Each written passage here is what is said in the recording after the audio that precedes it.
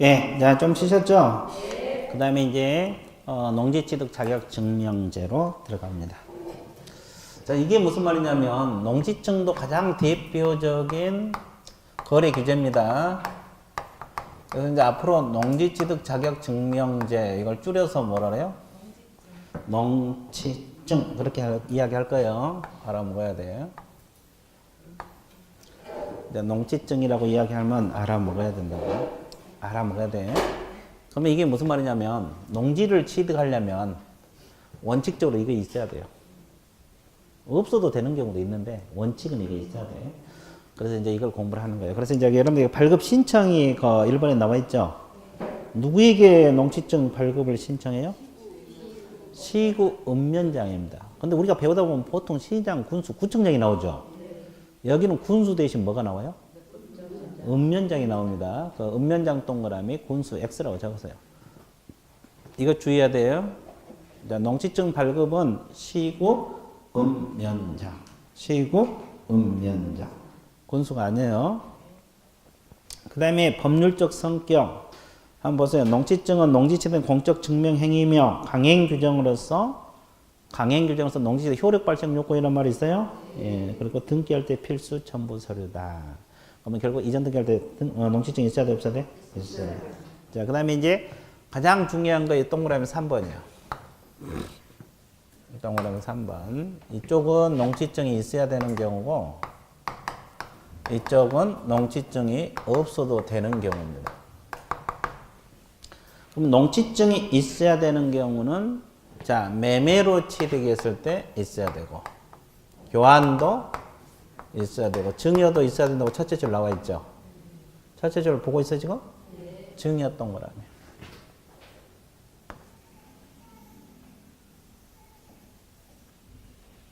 어떻게 동그라미 쳤어요? 증여만 떠. 진하게. 진하게가 정답. 그 다음에 판결이나 경매도 농지증이 있어야 된다고 했죠? 경매 동그라미. 왜 그러면 칠판 봐보세요. 왜 공매도 있는데 공매는 나놓고 일단 동그라미 치지 말고 나놓고 자 봐보세요. 왜 그러면 매매에다 동그라미 안 치고 제가 증여하고 경매만 동그라미 치라 그랬을까요? 그 이유. 헷갈릴까봐. 또 시험이 잘 나오니까. 여기는. 뭐라고요? 아, 그냥 치라고? 아, 내 마음이 그러니까? 아, 그게 정답이네. 그것보다도, 다른 것하고 비교하기 위해서 그래요. 우리가 이 앞전에 토지거래 허가제 배운 바 있죠?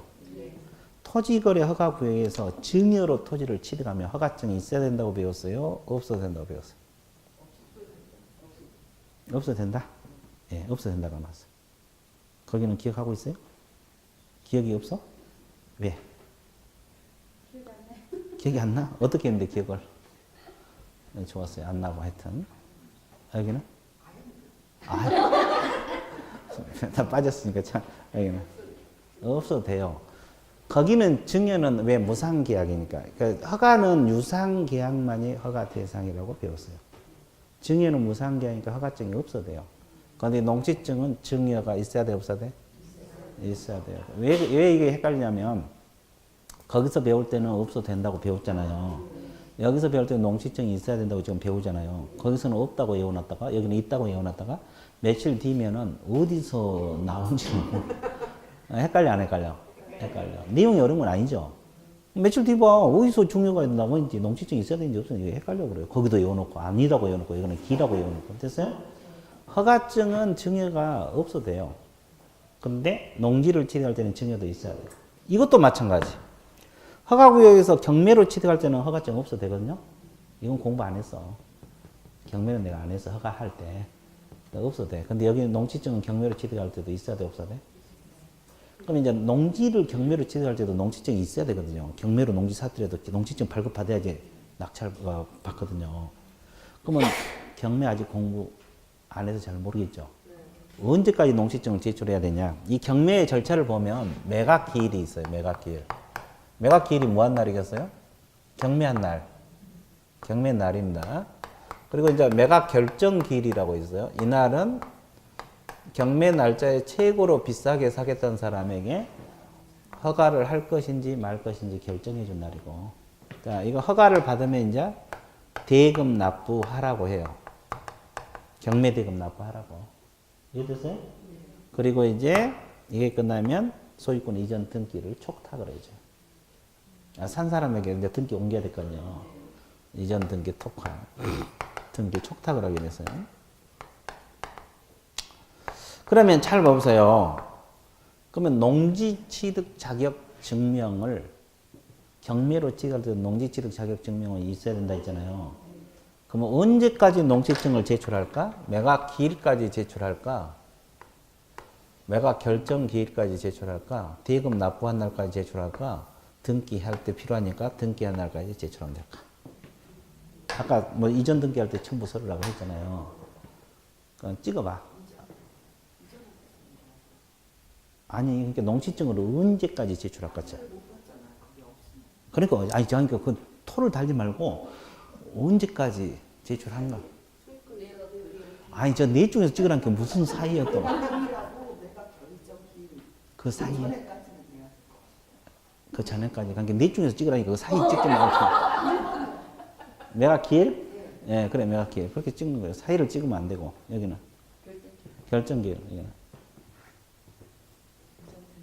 등기할 때까지 제출합니다. 결정 기일. 매각 기일? 1번? 네, 좋았어요. 최종. 아, 등기할 때 첨부 서류니까. 다 견해가 대립되잖아요. 그쵸? 그러니까 공부를 해야 돼, 안 해야 돼? 그러니까 농지를 취득할 때도 농지증이 있어야 돼. 경매를 취득할 때도. 이날까지 제출하면 돼요. 이날까지 농지증을 제출하지 않으면 여기서 이제 이 날이 뭐냐면 A가 최고 비싸게 써냈잖아요. 이 사람이 허가할지 말지 결정한 날이거든요. 그럼 이걸 제출하지 않으면 불허가 나버려요. 허가를 안 내죠. 그럼 농지를 경매로 사, 못 사? 못 사. 이거 불허가 나본다고. 이해됐어요? 그럼 다시 날짜를 정해서 팔아야 돼. 이해됐어요? 그러니까 이날까지 농지증을 제출해 줘야만이 농지를 경매로 살 수도 있다, 없다? 있다. 그러니까 경매도 농지증이 있어야 돼요. 경매도 농지증이 있어야 돼, 없어야 돼? 증여도 있어야 돼, 없어야 돼? 있어요. 자, 그래서 이거 꼼꼼하게 외워야 돼. 매매, 교환, 증여, 판결, 경공매 다 농지증이 있어야 돼요. 그래서 이제 뭔지 모르지만 매각 결정 기일이라고 적어놔. 경매에다가 뭐라고 적어? 매각 결정 기일까지 이렇게 적어놔야지. 또 매각 결정 기일 그럼 뭔 소리인지 모르겠게. 매각 결정 기일까지 제출하라 이 말이야. 됐어요? 매각 기일이 아니라 언제까지? 매각 결정 기일. 매각 결정 기일이라고 있어. 나중에 경매 절차 배우면 알아. 경매 절차는 이제 서서 해야 돼. 지금 뭐 경매 파트가 좀 민법적 지식이 있어야 되거든요. 이해됐어요? 매각 결정 기일까지. 언제까지? 매각 결정 기일까지 제출해야지 농지를 삽니다. 경매도 보니까 농지증이 있어야 돼, 없어야 돼? 있어요. 공매도 당연히 있어야 되고. 근데 예외적으로 그 세 번째 줄 다음 경우는 농지증을 발급받지 않고도 경매를 신청할 수 있다. 않고도 농지를 취득할 수 있다. 이렇게 나와 있죠. 그 네 가지만 꽤 되는데 네 가지만 넣어놨어요. 일단은 자, 국가나 지방자치단체가 농지를 소유하는 경우 있어요? 농지증 없어도 됩니다. 자, 상속 동그라미 쳤어요.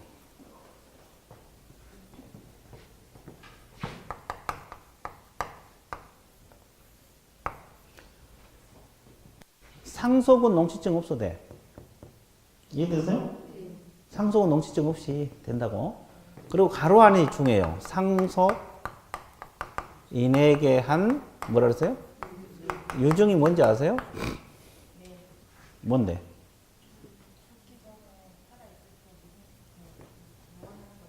그래. 그러니까 쉽게 말해서 유증, 유언에 의한 증여야. 유언에 의한 증여. 됐어요? 그러면 이제 이것이 뭐가 중요하냐면 상속인에게 한 유증은 농지증이 필요 없어요. 여기다 동그라미 쳐봐요. 상속권이 있는 자에 대한 유증은 농지증이 필요 없어. 상속하고 똑같이 취급이 돼요. 막내 아들이 이제 상속을 받는데 좀 불쌍하잖아요. 부모 입장에서는. 그러니까 더 농지를 주고 싶을 수도 있잖아요. 그런 경우는 농지증이 필요가 없다고. 근데 반대로 해서, 이걸 반대로 해석을 해봐. 상속인이 아닌 자에 대한 유증. 아닌 사람, 평소에 자기를 돌봐준 사람. 농지를 죽을 때 주고 싶은데, 이때는 어떻게 해요? 농지증이 있어야 돼요. 이때는 농지증이 있어야 된다고.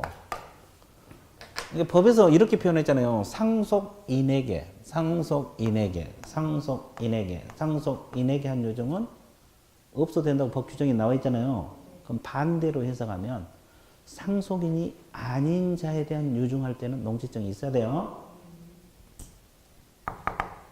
옛날에 이거 시험 나왔어요. 이거 정신 못 차렸지? 누가 이거까지 생각해? 그냥 이거 외우고 갔는데 상속이 아닌 자에 대한 유증 그쵸? 그러면 농지증 있어요. 법에는 상속인에게 한 유증만 이렇게 표현하고 있잖아요.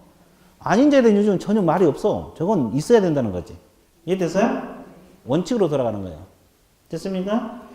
그러면 담보농지 지가에 소유한 경우 담보농지 동그라미 쳐보세요. 이것도 없어도 돼요. 그쵸? 담보농지가 뭐예요, 그거?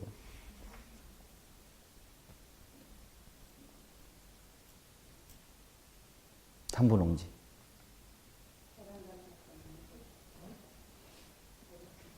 경매하고 비슷하잖아. 아까 경매는 있어야 돼, 없어야 돼? 이것도 저당 잡고 돈 못 갚으면 경매 들어가잖아요. 이건 있어야 돼. 담보농지는 또 없어도 된다 했잖아요. 그럼 뭐냐고, 이게. 도대체.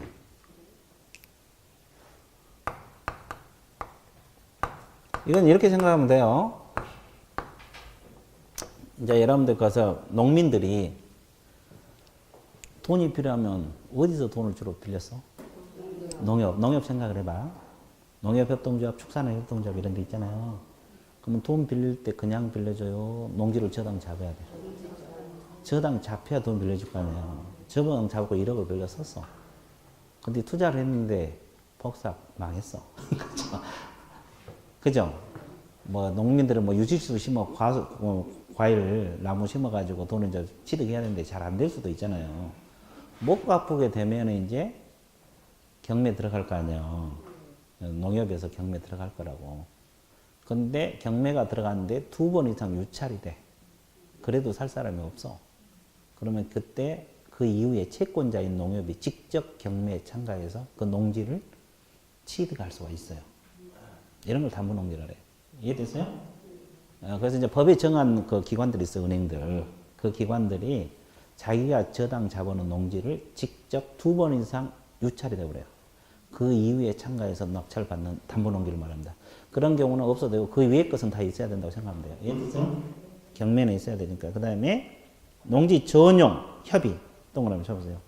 농지 전용이 뭐예요? 전용? 자, 농지 전용 협의 완료란 말이 있잖아요. 그러면 이제 전용이란 용어를 알아야 될 거 아니에요. 농지 전용한다는 말은 이제 객관식으로 내줄게요. 농지만으로 쓴다는 거예요. 농지가 아닌 다른 용도로 쓴다는 거예요. 둘 중 하나야. 정반대 개념이잖아요, 지금. 농지만 쓴다느냐, 아니면 농지가 아닌 다른 용도로 쓴다. 만? 그게 아니에요. 농지가 아닌 다른 용도로 쓴다는 거지. 이걸 협의하려는 것은, 협의하려는 관점에서 봐. 이게 농지 전용이라는 것은, 아까 전답과수원이 농지라고 했잖아요. 밭이라고 생각해요. 밭이 농지 맞죠? 거기다 뭐 집을 짓거나 건물을 지으려고 생각해봐. 용도 바꿔야 돼, 안 바꿔야 돼? 그게 전용이라 그래, 전용. 이해됐어요? 그래야지 용도를 변경해야지만이 될 거 아니에요. 농지가 아닌 다른 용도로 사용할 때 협의 완료한 농지. 협의는 이제 관청에서 관지. 그죠? 뭐 예를 들어서 뭐 여기 서북부에서 건물 하나 짓고 밭에다 건물 하나 짓고 싶으면 농지 관련 부서에 농지 전용 신청하거든요. 협의 요청해. 그러면 협의를 얻으면 농지증을 제출할 필요가 있다 없다? 없다. 그러니까 정반대 개념에 여러분 생각하고 농지가 아닌 다른 용도로 쓰는 것을 농지 전용이라고 했어요. 이해됐어요? 협의 완료. 이것도 중요해요. 이것은 필요가 없어요. 됐어요? 예. 자, 일단 상속 안 되고 상속인에게 한 유증 안 되고 담보농지 취득 안 되고 농지 전용 협의 완료. 협의 완료 안 돼요. 협의 완료했다 동그라미 쳤어요. 협의 완료. 떠올리셨어요? 안 되는 거예요. 그 다음에 발급 절차. 발급 절차는 이제 판서를 안 할 테니까 봐보세요. 일단 농업 경영 계획서라고 있어요. 농업 경영 계획서. 그걸 작성을 해서 시구 읍면장에 제출해야 돼. 아까 시구 읍면장이 발급권자라고 했어 안 했어? 그러면 이제 이상이 없으면 4일 이내 발급을 해줘. 그죠? 근데 예외적으로 2일 이내 발급하는 경우도 있어요. 이해됐습니까? 예. 그래서 이제 일단은 4번부터 먼저 볼게요. 농업 경영 계획서 작성 동그라미 시구 읍면제 발급 신청. 됐어요? 다음 경우에는 농업 경영 계획서를 작성하지 않고 발급을 신청할 수 있다. 그 세 가지가 있죠. 주말 체험 영농하고 전용 허가나 전용 신고 있어요? 이거 학교 등의 시험 연구 실습 목적 있어요? 이 세 가지는 농지증이 있어야 돼, 없어야 돼? 있어. 발급을 신청할 수 있다 그랬잖아요. 있어야 되는데 뭘 작성하지 않고? 그래, 이건 농지증이 면제된 게 아니에요. 농업 경영 계획서가 면제되는 거예요. 그러면 주의할 거. 그건 이제 서서히 외우면 될 거고. 니은 밑줄 보세요. 전용 허가나 전용 신고 있어요? 그럼 농지증이 있어야 된다는 거예요? 없어야 된다는 거예요?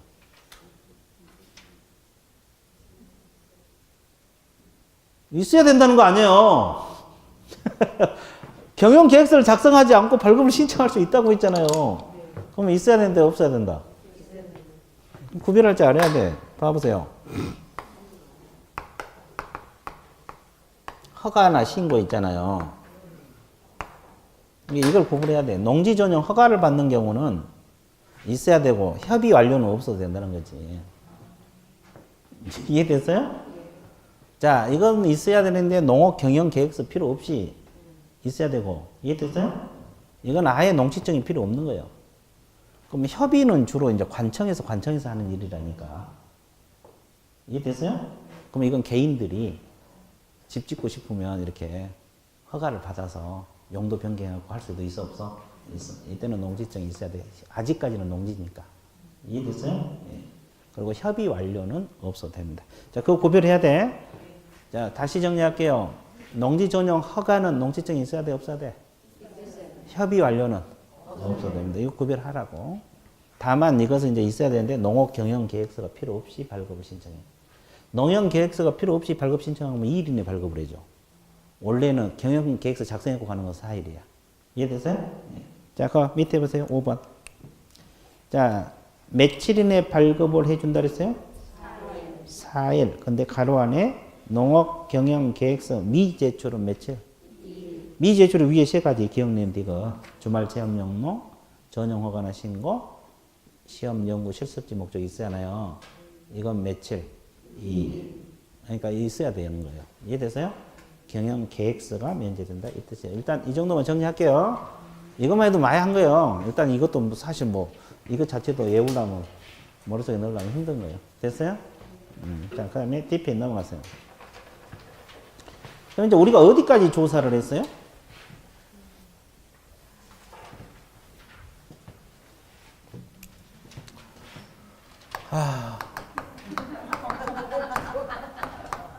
기본적상 계속 적어야 돼. 이거 1시간 끝나면 다 지워버려요. 그렇죠? 이제 요령이 생기면 이건 안 지울 건데 강의를 하고 있으니까 아직 여러분이 부족해서 그래. 깨끗이 지운 건 좋은데 이건 아직 덜 끝났으니까 안 지워도 되는데, 그죠? 두 번째 뭐예요? 권리 관계. 세 번째 공법상 이용 제한 거래 규제. 여기까지는 강의가 끝났죠? 그 다음에 이제 5절 뭐라 했어요? 물건은 상태, 또 입지가 먼저요? 환경이 먼저요? 환경이 먼저입니까? 그럼 환경 먼저 할게요. 환경, 입지, 조건, 조사를 해야 돼? 안 해야 돼? 해야 돼. 그럼 이제 상태가 뭐냐? 이 상태가 뭐냐? 벽면 도배하고 내외부 시설물 상태를 말해요. 벽면 도배 상태 있잖아요. 내외부 시설물 상태 두 가지예요. 내부 시설물은 수도, 전기, 가스, 소방, 열공업, 성관계, 배수 이런 거. 이해됐어요? 그럼 이거 조사해야 돼? 안 해야 돼? 해야 되잖아요. 그럼 어떻게 조사하느냐 이 말이에요. 자, 책 보세요. 벽면 도배 상태 조사하고 수도, 전기, 가스, 소방, 열 공급, 승강기 배수 조사하라고 했죠. 수도 파손됐느냐, 전기 교체할 사항이 있느냐, 가스 도시가스냐, 누출 여부, 소방 시설 갖췄느냐, 열 공급 중앙난방이냐, 개별난방이냐, 승강기 있냐, 없냐, 작동 상태, 배수, 베란다, 욕실 물 잘 빠져나가냐, 이걸 조사하거든요. 그러면 이것은 어떻게 조사해야 돼요? 앞에서 이미 배웠어. 상태 자료 요구, 아까 벽수 1위 자료 요구사항이라고 했어, 안 했어? 벽수잖아요, 벽수. 이해되셨어요? 이렇게 물어봤어. 의뢰인에게 물어봐서. 상태 자료 요구 몇 줄 오세요? 2번에. 중간에. 상태 자료 요구 있어요?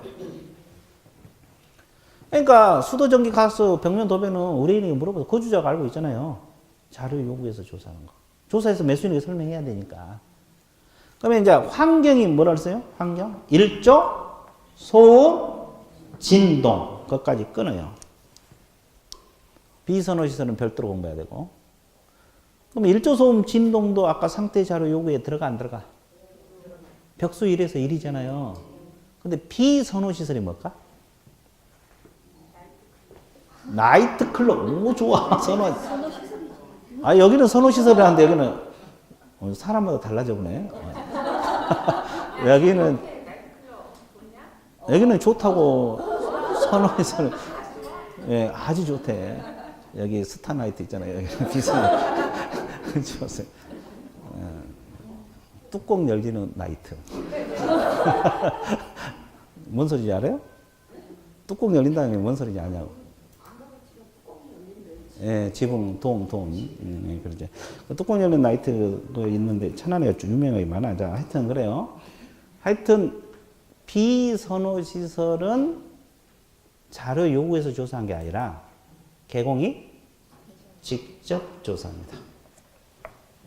그러면 비선호시설 이렇게 생각합니다. 쓰레기 소각장, 뭐 쓰레기 매립장, 화장장, 뭐 이런 거 있잖아요.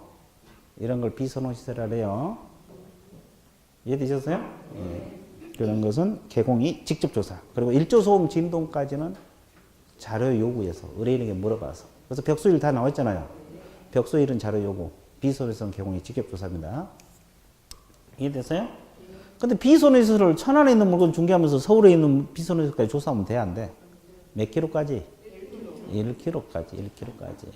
1km까지만 이내 범위납니다. 그 다음에 입지 조건 조사해야 돼요. 그럼 입지 조건이 뭐예요? 자, 거기 확인사항 도로, 대중교통, 주차장, 교육시설, 판매, 의료시설이 있어요?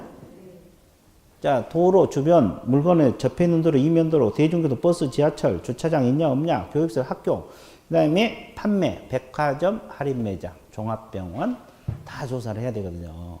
의료시설까지. 입지 조건은 반드시 외워야 돼요. 그래서 이제 두 문자 동그라미 쳐봐요. 도, 대, 주, 교, 판까지. 자, 그래서 앞으로 이 두 문자로 공부할 거예요. 입지 조건은 어떻게 암기한다? 도, 대, 주, 교, 판. 이렇게 암기했어. 어떻게 한다? 도, 대, 주, 교, 판. 어떻게 한다?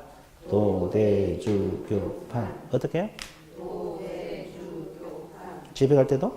도, 대, 주, 교, 판. 학원 올 때도? 도, 대, 주, 교, 판. 이거 되게 재밌거든요. 나중에 되게 재밌어. 도로, 대중교통, 주가, 주차장, 교가, 교육시설, 판이, 판매 및 의료시설까지 들어가요. 의료시설까지 들어가요. 도대주, 교판 이렇게 한 개. 이게 입지 조건인데 이것은 자료 요구사항이겠어요? 개공이 직접 조사. 개공이 직접 조사. 벽수 도일에서 이게 도이잖아, 도. 벽수 도일에서 도. 이건 개공이 직접 조사야. 이해됐어요? 예. 자, 그래서 이제 이거 세 가지 다 조사했어, 안 했어? 했죠? 여기는 자료 요구, 여기는 개공이 직접 조사. 이해됐어요? 예. 그 다음에 이제 아까도 얘기했지만 조세 조사하라 그랬죠. 조세는 취득 관련 조세, 이전 관련 조세, 보유 관련 조세 이런 거 있죠. 근데 어떤 관련 조세만? 취득 관련 조세만 조사하라 그랬죠. 그래서 이제 조세는 거기 종류만 우리 과목에 내고 1번 취득세, 지방교육세, 농어저축세, 인지세 이런 거 있는데 세율을 조사해야 돼. 세율. 그래서 여러분 그 확인 설명서는 인지세는 없고 앞에 세 가지가 서식화되어 있어요. 몇 퍼센트 이렇게 적게 되어 있어요. 이해되세요? 네. 그것만 알아두시면 되고, 그 다음에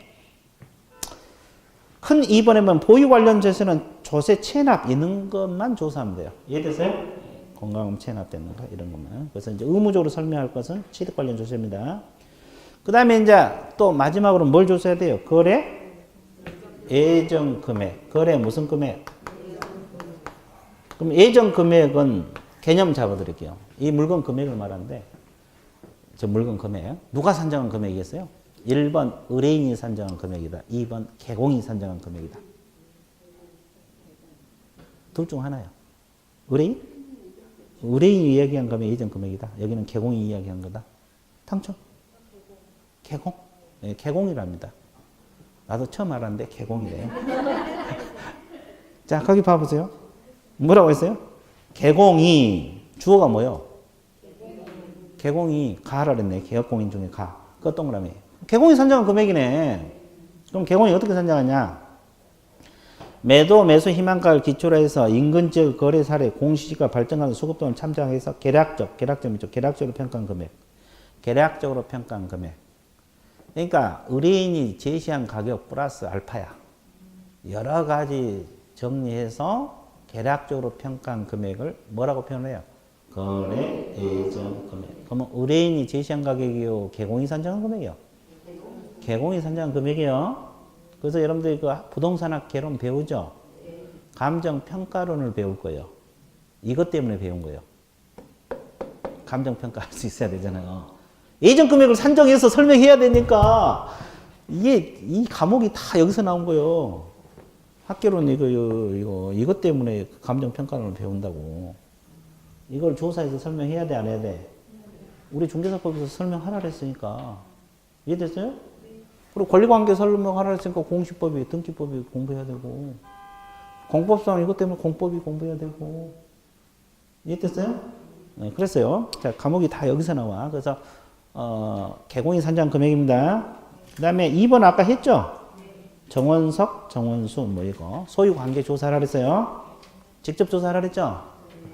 아까 직접 소유 관계. 그래서 이제 이걸 조사했어. 그러면 이 조사한 내용으로 그러면 이제 법에서 이걸 설명하라 그랬으니까 이걸 조사했죠? 그러면 조사한 걸 어떻게 해야 돼? 이제 매수인에게? 설명해야죠. 설명하면 살 수도 있고 안 살 수도 있잖아요. 그죠? 그럼 이제 다 설명을 했는데 이 사람이 안 살 수도 있고 살 수도 있거든요. 그러면 개공이 영업을 잘하려면 사게 만들어야 돼, 안 만들어야 돼? 그것이 바로 그 사장. 판매 활동, 중개 활동, 영업 활동, 꼬시는 행위. 자, 이 파트. 이 파트는 간혹가다 시험 나와요. 그래서 이제 내용도 많이 없어요. 거기 물론 기초교재니까 없기도 하지만 내용이 많이 없죠. 예, 그래서 이제 거기 그래서 몇 가지만 정리할게요. 제 1절이 뭐요? AIDA 이걸 줄여서 뭐래요? 아이다 이렇게 읽어요. 자, 그럼 아이다 반대는? 예? 기다. 기다. 또 어떤 분은 또 어른이다. 아이다. 자, 아이다. 이 아이다란 말은 영어 두 문자잖아요. A, I, D, A. 영어 두 문자를 말합니다. 그러면 이 뜻이 뭐예요? 사람이 물건을 구입하기까지 심리적 발전 단계를 말합니다. 그래서 세 번째 좀 적으세요. 사람이 물건을 구입하기까지 심리적 발전 단계를 뭐라 그래?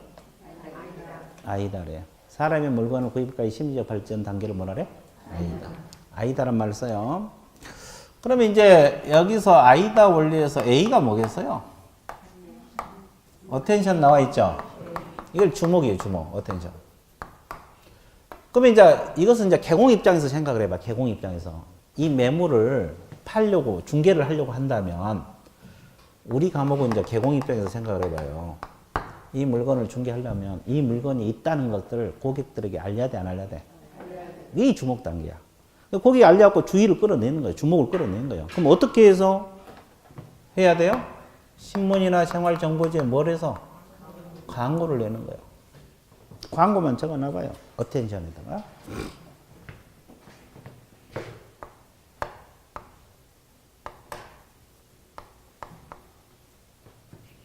아이가 뭐겠어요? 아이? 인터레스트, 흥미죠, 흥미. 이게 두 문자예요. 흥미. 그러면 여러분 보세요. 이 물건을 광고 보고 바로 사겠다는 생각이 바로 들지는 않죠. 그럼 뭘 강조해야 돼? 물건은 장점을 강조해야지. 좋은 점. 아, 그래, 안 그래? 물건의 장점을 집중 공략을 해야 돼. 그러면 이제 고객들이 관심을 가져. 오, 저 물건 괜찮네가 들어와. 그렇죠? 그렇다 해서 바로 사고 싶은 생각과 직결되지는 않아. 아, 좋다고 생각했지? 내가 사야 되겠다? 이런 생각이 들지는 않죠. 그럼 이제 D가 뭐요? 디자이어. 욕망이잖아요, 욕망. 그럼 이제 여기서는 어떻게 해요? 욕망을 끌어내. 사고 싶은 욕망을 말해. 아무 욕망이 아니고 사고 싶은 욕망. 그럼 이 욕망을 끌어내려면 어떻게 해야 돼요? 장점 중에서도 고객이 원하는 것이 있어, 없어? 있죠. 사람마다 원하는 건 같아요, 달라요? 달라져. 예를 들어서 어떤 분은 애들 학교 때문에 권유다 하면 서울 같은 건 뭐 학군 제도가 있잖아요. 학군이 좋다가 욕망이고, 투자를 목적으로 한다면 수익성이 욕망이 되겠죠. 돈이 넘쳐난 사람은 수익성 필요 없다라면 그건 욕망이 아니에요. 사람마다 다르죠? 어떤 사람은 편안하게 조용한 데 살고 싶다라면 쾌적성 뭐 이런 거 기겠죠? 그럼 사람마다 원하는 부분이 같아요, 달라요? 다 장점이잖아요. 쾌적성이랄지 수익성이랄지 다 장점이면 사람마다 다르죠. 이게 고객이 원하는 부분, 고객이 무슨 부분?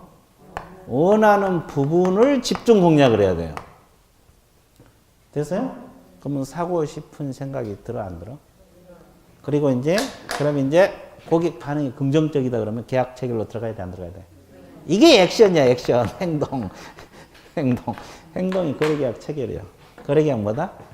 체결로 들어간다. 그래서 사람이 물건을 구입하기까지의 심리적 발전 단계. 사람이 물건을 구입하기까지의 심리적 발전 단계를 뭐라래? 아이다. 뭐라래?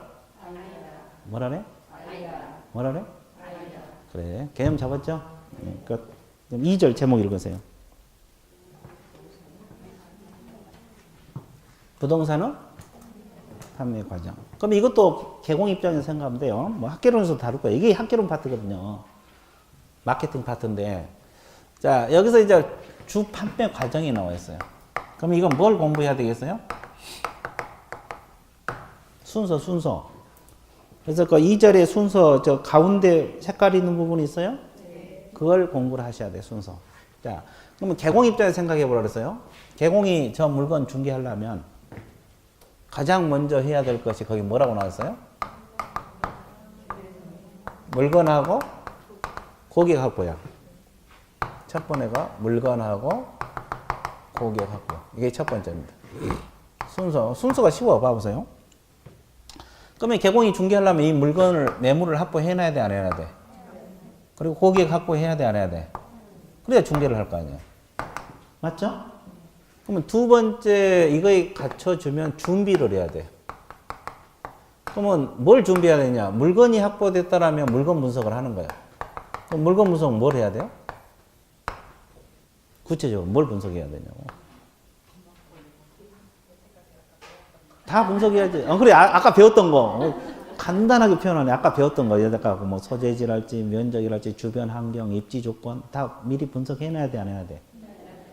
그래야 고객 오면 빨리빨리 소개해주지. 그때 분석하러 가면 이제 고객 도망가지. 그렇죠? 그럼 반대로 이 사람이 확보됐다. 고객이 확보됐다면 어떻게 해요? 고객 분석을 해야지. 그럼 고객이 확보됐다. 이 매수할 사람이 왔다라면 이 사람 분석을 해놔야 될 거 아니야. 그럼 어떻게 분석해요? 고객은 어떻게 분석해? 아까 물건은 아까 배웠던 거 분석하면 해놓으면 되고. 또 고객이 확보되면 뭘 분석해야 돼? 구체적으로. 아니다. 그렇죠. 아니 근데 그 테이프 어디다 띄었어? 여기. 벌써 나와봤어? 그러니까 학원을 잘 나와야 돼. 한번 웃어보니까 나서 보잖아. 이렇게 생각하면 돼요. 이 사람이 원하는 물건이 뭐냐 분석해야 돼, 안 해야 돼? 토지를 원하냐, 건물을 원하냐, 주택을 원하냐, 또 몇 평짜리 물건을 원하냐. 이거 분석. 또 가족이 몇 명이냐. 아, 그러지. 거기 맞는 물건을 소개해줘야 되니까. 또 이 사람이 예산은 어느 정도 가지고 있느냐. 예산은 겨우 2억 가지고 있는데 10억짜리 해줘봐. 거래가 되겠어, 안 되겠어? 안 되겠죠. 근데 이제 또 예산이 부족할 수도 있죠. 그럼 대출 가능한가? 이런 걸 미리 다 분석을 해야 돼, 안 해야 돼? 그래야지만이 이 사람이 원하는 물건을 소개해 줄 거 아니에요. 맞지도 않는 거 소개해 줘봤자 거래가 되겠어? 아니잖아요. 이게 뭐예요? 준비. 그 다음에 세 번째가 접근이에요. 어프로치 단계입니다. 이게 뭐냐면 사전 접촉 단계, 고객하고 접촉 단계. 접촉을 하는 거예요. 그리고 이제 이 접촉을 해갖고 네 번째가 뭐라고 나왔어요? 현지 안내 제시. 이제 물건 보여주러 가는 거야. 현지 안내가 뭐야? 물건 보여주러 가는 거. 그러면 여기도 세 가지가 있어요. 교재는 없지만 현지 안내 단계도 세 가지. 준비 단계가 있고 안내 단계가 있고 평가 단계 이렇게 나눠집니다. 여러분 교재는 없지만 준비 단계, 안내 단계, 평가 이게 세 가지로 나눠진다고. 그러면 물건 보여주러 갈 때 뭘 준비해야 돼요? 건물이라 가정하면 서류 준비해야 돼요. 서류. 건축물 대장, 등기부, 또 설계도 필요하면 설계도면 필요할 수도 있거든요. 또 청소도 미리 해놓게 해야 돼, 안 해야 돼? 아이 지저분하면 너 도망가지. 일단 깨끗하게 해놔야지. 뭐 개공이 하라는 소리가 아니라 시켜서 해야지. 이해됐어요? 이게 준비 단계요. 뭐 대장이랄 때 등기부랄 때 설계도면 필요하면 청소하고 이게 준비. 그럼 안내 단계는 맑은 날 데리고 가야 돼요. 비 오는 날. 맑은 날 데려가야 돼요. 그럼 낮에 데리고 가야 돼요. 밤에. 토요일은 밤이 좋아. 그런 노래가 있잖아요. 요즘은 안 나오네. 옛날에 있었어. 세대가 다르니까. 하여튼. 그리고 오래된 건물은 밤이 좋아. 그래서 농담이고 하여튼 낮이 좋아요. 맑은 날, 낮에. 비 오는 날 데려가면 안 되겠잖아요. 그죠? 그러니까 데려가서 또 설명을 할 거 아니에요. 그러면 너무 전문 용어만 쓰면 돼, 안 돼? 쉽고 평이한 용어. 외국어만 써도 안 돼. 남이 알아면 가도 본인만 알아면 의미가 없어. 이해됐어요? 그리고 이제 평가는 오늘 내가 안내를 잘했나, 잘못했나, 자기 반성 단계예요. 나중에 또 시행착오 안 겪어야 되니까 평가를 하는 거예요. 이게 현지 안내 단계예요. 그 다음에 이제 현지 안내에 가서 설명을 할 거 아니에요. 좋은 점, 좀 원하는 부분 설명할 거 아니에요. 아니다. 그러면 이게 이제 클로징을 시도해요. 클로징 시도하는 것은 이제 계약 체결을 시도한다는 거예요. 이해됐어요? 그리고 나서 계약 체결로 클로징으로 들어갑니다. 클로징은 계약 체결을 마무리 단계란 말인데, 계약 체결로 들어간다 이 뜻이에요. 이게 이제 주 판매 과정이에요. 그래서 가장 먼저 물건하고 고객 확보, 두 번째 준비, 세 번째 접근, 네 번째 현지 안내 제시, 다섯 번째 클로징 시도, 여섯 번째 클로징. 됐어요? 자, 순서만 좀 한번 봐주세요. 자, 오른쪽 페이지 용어 보세요. 셀링 포인트가 또 중요하거든요. 이 파트에서 셀링 포인트. 그래서 여기서는 개념만 잡아드릴게요. 셀링 포인트 한번 읽어보세요. 개념이 뭐예요?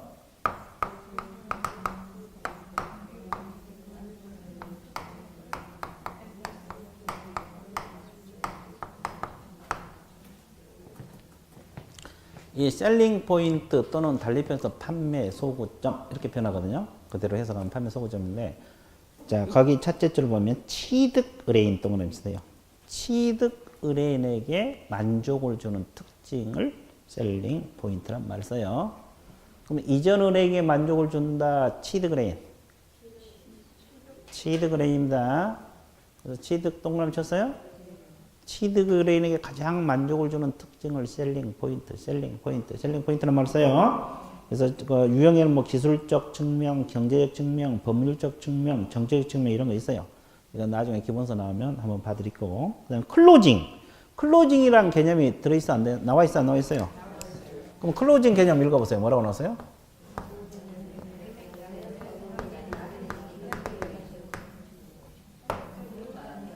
자, 부동산 매매 계약서에 서명 및 날인시키는 행위, 소유권을 현실적으로 이전시키는 행위, 이걸 클로징이라고 해요. 이해됐어요? 예, 그래서 이제 그거 마무리, 계약 체결. 이런 걸 말하는데 그것도 종류가 있어요. 방법. 점진적, 확인법, 계약전제법. 그죠? 부분 선결법, 장담, 비교법, 결과 강조 이런 거 있는데 이것은 이제 나중에 기본서 나오면 보도록 할게요. 그래서 용어만 익혀두세요. 자, 판매 끝났어 안 끝났어? 이제 5장 계약서로 들어갑니다. 이제 다 왔네.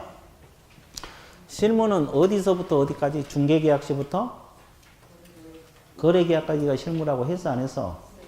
했죠. 그리고 이제 계약 체결 이후 문제는 다 민법 관련 내용들이에요. 그래서 이제 나중에 기본서 나오면 할 거예요, 시간상. 그래서 오늘은 계약 체결까지만 간단하게 설명하고 끝낼게요.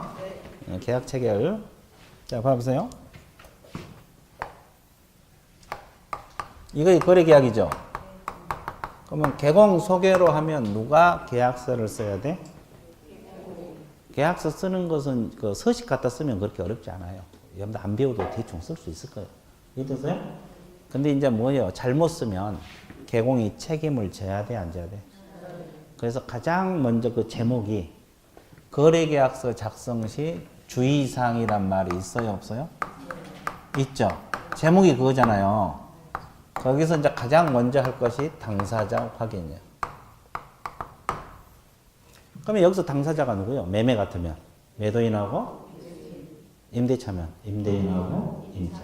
그럼 이제 매매 생각하면 매도인하고 매수인이야. 이걸 확인하는 것이 이제 주의사항이야.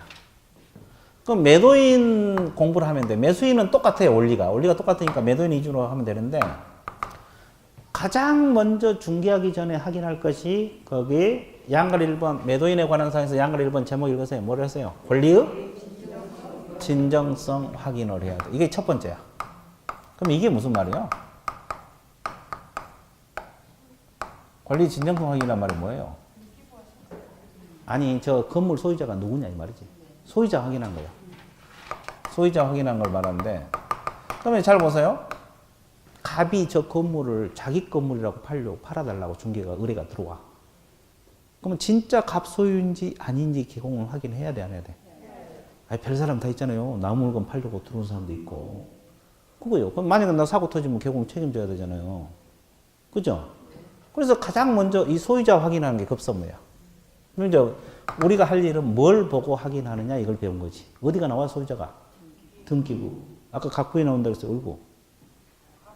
각부에 나오잖아요.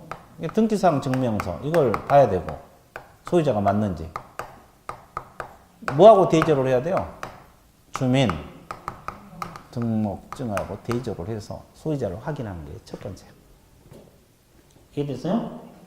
인적사항 대조하라고. 그죠? 그러면 주민등록증도 진짜 건물 소유자 나무 주민등록증 갖고 와갖고 내 것이다 그럴 수도 있잖아요. 그럼 사진도 한번 봐야 돼, 안 봐야 돼? 봐야 돼. 주민등록증에 사진이 있어, 없어? 네, 한번 봐야 돼. 자, 그러니까 대조를 해야 돼요. 그래서 이제 소유자를 확인했어요.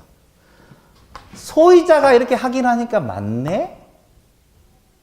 그럼 이제 두 번째 또 뭘 해야 돼요?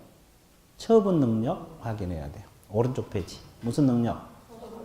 자, 왼쪽 밑줄부터 긋고 넘어갈게요.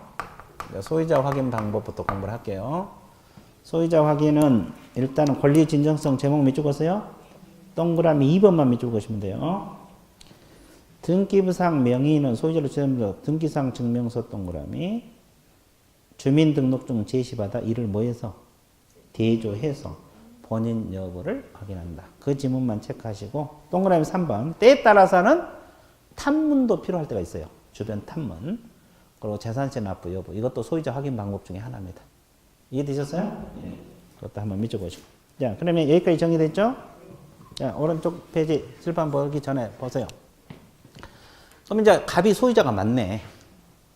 갑이 일단 소유자가 확인됐어. 그럼 두 번째 개공할 일이 이거 확인해야 돼요. 그러면 처분 능력이 뭐가 있어요? 의사 능력하고 행위 능력. 이 개념 들어봤어요? 의사 능력이란 개념, 행위 능력이란 개념? 의사 능력이 뭐요? 여기 정상적인 판단 능력이야. 그러면 이 의사 능력이 없는 자를 뭐라고 표현해요? 우리가 보통 의사 무능력자라 그래요. 그럼 의사 무능력자의 법률 행위. 의사 무능력자가 하는 계약은 무효겠어요? 유효겠어요? 무효입니다. 그럼 구체적으로 어떤 사람을 의사 무능력자로 봐? 그렇지. 유활할지 만취자를 말합니다. 이해됐어요? 그러면 예를 들어서 갑이 의뢰가 들어오니까 소유자는 맞아. 근데 어린 꼬마야. 5살 먹은 어린애가 물건 팔아달라고 중개해달라고 오는 거예요. 너 가만히 있어. 내가 알아서 다 해줄게. 그러면 그 계약이 뭐가 돼? 무효. 이해됐어요? 자, 그러면 또 행위 능력이 있는 자고 해야 돼요? 없는 자고 해야 돼요? 그럼 행위 능력은 혼자서 단독으로 법률 행위를 할 수 있는 능력을 말하거든요. 혼자서 단독으로 계약을 체결할 수 있는 능력. 없는 사람을 제한 능력자라고. 무슨 능력자? 그럼 제한 능력자 법률 행위는 무효입니까? 취소할 수 있는 사유죠. 그러면 제한 능력자 구체로 누가 있어요? 미성년자하고 피한정 후견이라고 피성년 후견이 있어요. 그러면 이제 왜 이걸 알아야 되냐면, 잘 봐보세요. 다시 그려볼게요. 이제 우리가 왜 이걸 공부를 해야 되냐면, 갑이라는 사람이 건물 중개해달라고 의뢰가 들어와. 그러니까 소유자 확인하니까 소유자는 맞네. 진정성 확인했죠. 의사 능력은 눈으로 봐도 확인할 수 있죠. 맞네. 근데 이게 문제네. 이건 눈으로 확인이 안 되잖아요. 그죠? 그러니까 주민등록증에 보면 나이 나와 있어, 안 나와 있어? 그거 띄워보니까 몇 살이 안 돼? 19세가 안 되죠. 그럼 미성년자 맞죠? 그럼 미성년자하고 중개를 하면, 이게 미성년자로 가정을 해요. 중개를 하면 이 거래 계약이 뭐가 돼요? 취소할 수 있는 사유야. 그럼 취소가 안 되면 이 사람이 샀을 때 소유권을 취득하죠? 그럼 취소가 되면 소급해서 뭐가 돼버려요? 무효가 돼버려요. 그러면 지금 불안한 상태에 놓여 있죠? 그러니까 개공은 취소가 되게 돼야 돼요? 안 되게 해야 돼요? 안 되게. 나중에 취소되면 골치 아파. 그럼 어떻게 해야 되느냐? 이걸 우리는 공부하는 거야. 그렇죠? 어떻게 해야 돼? 그래, 법정 대리인 동의를 받으면 돼요. 그러니까 미성년자로 판명되면 일단 법정 대리인 동의서 받아와. 이렇게 하면 돼요. 그죠? 그러면 계약이 취소가 된다, 안 된다? 안 돼요. 그리고 중개해주면 돼. 또 하나 방법은 대리인하고 직접 계약을 연결해준 방법이 있어요. 왜 그러냐면 법정 대리인이 누구요? 친권자도 있고 후견인들이 있어요.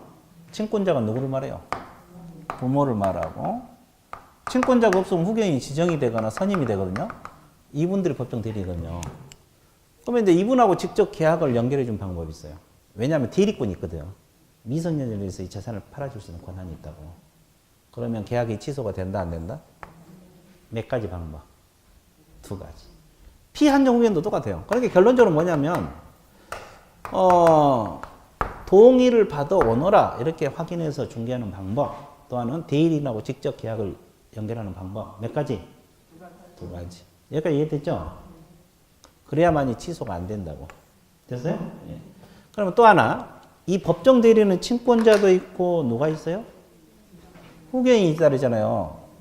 후견인이 이 동의권을 행사하거나 대리권을 행사할 때는 한 단계를 더 거쳐야 돼. 후견 감독인은 동의가 있어야 돼. 이거 들어보셨어요? 안 들어봤죠? 지금 들어보고 있잖아요. 후견 감독인은 동의를 받아야 돼요. 동의를 받지 않으면 이 후견 감독인이 계약을 취소해 볼 수 있어요. 부모는 관계없고 이분들. 이해됐어요? 네. 그것까지 공부를 해 주셔야 돼요. 이해됐어요? 네. 그래서 이제 하자 업계 중개하기 위해서 저걸 공부하는 거예요. 자, 몇 쪽 봐드릴게요. 자, 양가를 이으면서 동그라미 1번, 두 번째 의사 무능력자 법률행위 무효 동그라미, 세 번째 제한능력자 행위는 뭐다? 취소. 거기만 동그라미 쓰시고, 그 다음에 동그라미 2번, 미성년자하고 피한정 후견 계약 체결 나와 있죠? 첫째 주로다. 법정 대리 동의 여부를 확인. 번호 매기세요. 1번. 법정 대리인과 거래 계약 체결을 중개. 몇 번? 2번. 몇 가지 방법? 2가지. 그리고 니은에 보면 특히 개공인 후견인 동그라미. 후견인이 대리권을 행사해서 거래 당사자 지위를 넣는 것은 누구 동의까지 확인해야 돼? 후견 감독인 동의까지 확인해야 된다? 안 해야 된다? 해야 된다. 거기까지 정리를 해 주시면 되겠어요. 이해됐어요? 그리고 이제 자, 양가로 3번 이무 대리. 자, 대리인이 물건 팔려고 들어올 수도 있어 없어? 그럼 이무 대리는 두 번째 좀 적으세요. 본인의 인감 증명서가 첨부된 뭘로? 위임자. 그리고 법정 대리인 아까 저기 있잖아요. 저거 친권자 후견인. 이분들을 확인할 방법은 가족관계 등록부 등 동그라미 쳐보세요. 미성년자 법정 대리인은 가족관계 등록부로 확인 가능해요. 근데 이제 피한정 후견인 법정 대리는 등 속에 들어가. 후견 등기부가 있어요. 후견 등기사항 증명서. 그걸로 확인하는 거예요. 후견 등기사항 증명서. 여러분들 등기는 토지 건물에 대해서 하고 있잖아요. 사람에 대해서 등기를 합니다. 후견 등기부가 따로 있어요. 그래서 이제 이걸 확인하면 돼요. 이해됐어요? 그 다음에 양가로 4번 상속 재산이 의뢰가 들어올 수도 있어 없어? 그러면 이제 진짜 상속인이 맞는지 안 맞는지 확인해야 돼 안 해야 돼? 이것은 D페이지 넘어가세요. 가족관계 등록부로 확인합니다. 두 번째 주 뭘로 확인한다? 가족관계 등록부. 뭘로 확인한다? 가족관계 등록부. 그러면 그 박스에 가족관계 등록부는 어떻게 구성되어 있어요? 가족관계 증명서도 있고 또 기본증명서도 있고 또 혼인관계 증명서 있고 입양관계, 친양자 입양 이렇게 돼 있는데 우리가 주로 다루는 것은 1번하고 2번. 간혹 가다가 3번까지 필요할 수도 있어요. 이해됐어요? 예. 그래서 이제 주로 가족관계 증명서, 기본증명서 이런 거. 그 다음에 이제 법인이 물건을 팔려고 들어올 수도 있어 없어? 그럼 이제 두 가지로 확인해야 돼. 법인격이 있느냐 하고 또 하나는 법인 대표자가 있을 수 있어 없어? 그 사람이 이 재산을 처분할 수 있는가? 이 두 가지로 확인하는데 이것은 법인 등기부로 확인합니다. 동그라미 1번만 밑줄 보세요. 동그라미 1번 자체 주로단 법인격 유무하고 대표자 처분권한 전부 이것은 뭘로 확인한다? 법인 등기사항 증명서. 뭘로 확인한다? 법인 등기사항 증명서. 이 정도. 그래서 계약 체결할 때 주의사항 공부해봤어 안 해봤어? 해봤어. 끝났어. 매수는 똑같고 서식 작성 요령은 뭐 볼 필요 없어요. 서식은 우리가 앞에 법에서 다 배웠잖아요. 기억나? 법정 서식이 있다고 배웠어요? 없다고 배웠어요? 없다고 하고요. 그 1번이 법정 서식이 없다. 대신 국토교통부의 권장사항이다. 법에서 다 했죠? 그 작성 요령은 볼 필요 없어. 용어 뭐 관계라고 이런 거 쓴다 이런 거. 이해되셨죠? 예. 그리고 계약서 기재사항은 뭐 이것도 그 우리가 법에서 다 했던 거예요. 그리고 이제 나머지 이제 거기 3절 등기, 소유권 이전 등기, 보존 등기 신청부터 거민, 주임법, 상임법 이런 것은 다 민법 관련 내용이거든요. 이해되셨어요? 예, 그래서 이제 이것은 기본서 할 때 해드릴게요. 이해됐어요? 예, 기초교재는 일단 거래계약 체결 주의사항까지 해서 계략적으로 다 마무리 지었어요. 그래서 이제 기본적인 용어는 하여튼 익혀서 1, 2월 달에 공부할 때는 훨씬 편할 거예요. 처음 오신 분들은 훨씬 편해요. 이해됐어요? 예, 그렇게 하고. 그리고 이제 이달은 이게 마지막이죠? 네. 예, 다음 주에 어차피 쉬니까. 그럼 그 다음 주 1월 달부터는 결석하면 안 돼요. 기본서 나오면 각 과목마다 책이 이보다 더 두껍거든요. 과목마다. 그러니까 하루 결석해보면 50페이지가 날아간다고 생각하면 돼요. 이틀 결석하면 100페이지야. 그렇죠? 그렇잖아요. 그러면 그 몇 번 이틀만 내리 결석해야 한다고 가정을 해봐. 100페이지가 날아가. 지금 이 교재가 130페이지인데 우리 과목이 지금 100페이지가 날아간다고 생각해봐요. 힘들잖아요. 그러니까 될 수 있으면 수업은 빠지 말고, 그죠? 그거 될 수 있으면 참석을 해서 공부를 해야 돼. 그러안 하면 나중에 힘들어져. 5월달 이후 가봐요. 스트레스 엄청 받아요. 그러니까 미리미리 공부를 조금씩 해놓고. 이해됐어요? 네. 물론 이제 민법도 중요하지만 우리 과목도 미리미리 해놓은 게 좋아요. 예, 그러면 오늘 수업 어디까지? 여기까지 기념해서 마칠게요. 예, 수고했습니다.